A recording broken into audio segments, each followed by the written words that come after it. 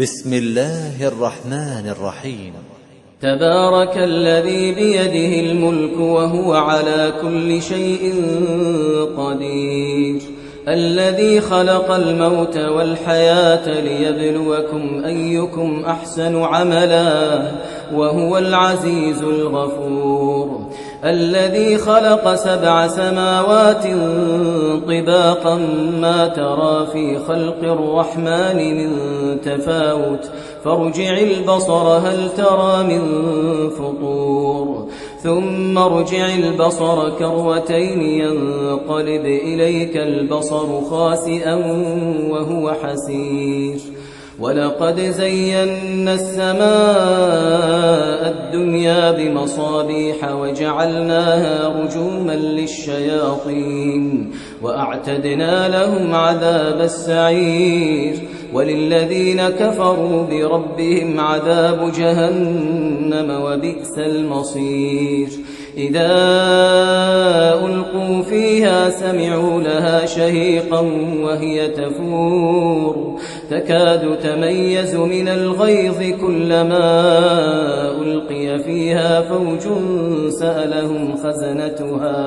سألهم خزنتها ألم يأتكم نذير قالوا بلى قد جاءنا نذير فكذبنا وقلنا ما نزل الله من شيء إن أنتم إلا في ضلال كبير، وقالوا لو كنا نسمع أو نعقل ما كنا في أصحاب السعير، فاعترفوا بذنبهم فسحقا لأصحاب السعير.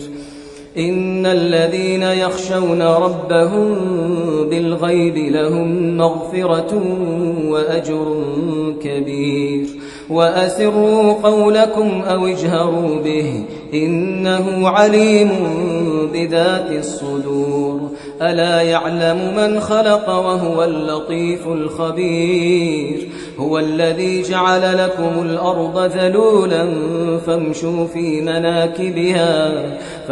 في مناكبها وكلوا من رزقه وإليه النشور.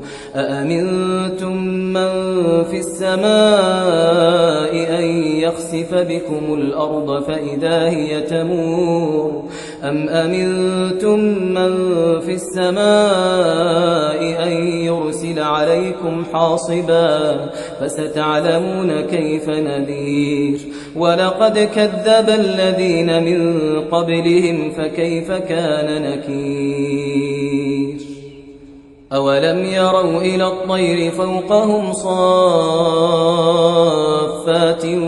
ويقبضن ما يمسكهن إلا الرحمن إنه بكل شيء بصير.